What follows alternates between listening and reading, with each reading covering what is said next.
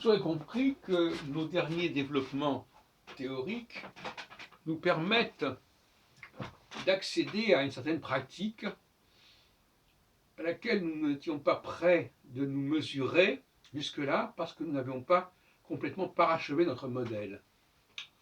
Aujourd'hui, ce modèle semble à peu près Voici le premier opérationnel. résultat de recherche. On peut constater qu'il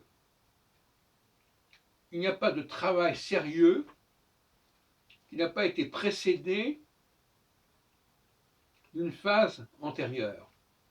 Qu'est-ce que je veux dire par là?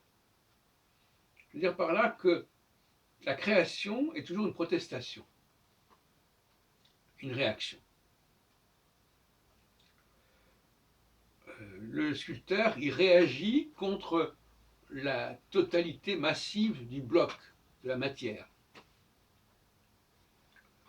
Donc, il y a d'abord le défi de la matière, le défi de la totalité. Et la création s'inscrit dans ce défi.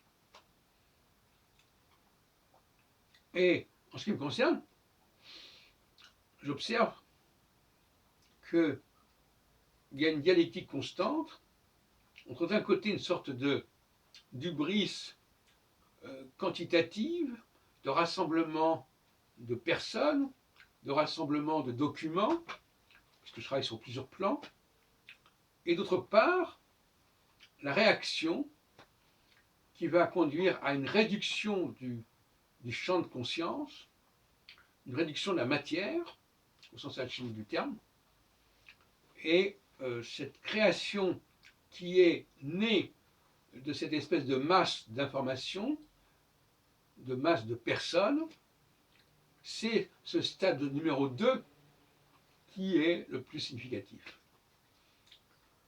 Et il faut donc d'abord produire une énorme quantité de données et ensuite on va réduire tout ça. Pour ensuite, à nouveau, rebondir vers le quantitatif. C'est un processus cyclique. Dans ma carrière, aussi bien au niveau de l'écriture qu'au niveau de l'organisation et de l'animation, j'ai connu cette dualité, des périodes où j'ai réuni autour de moi pas mal de personnes, pour ensuite préférer agir seul, par exemple. Ça s'est produit à nombreuses reprises. Et également des périodes où j'ai réuni énormément de documents, de données, des catalogues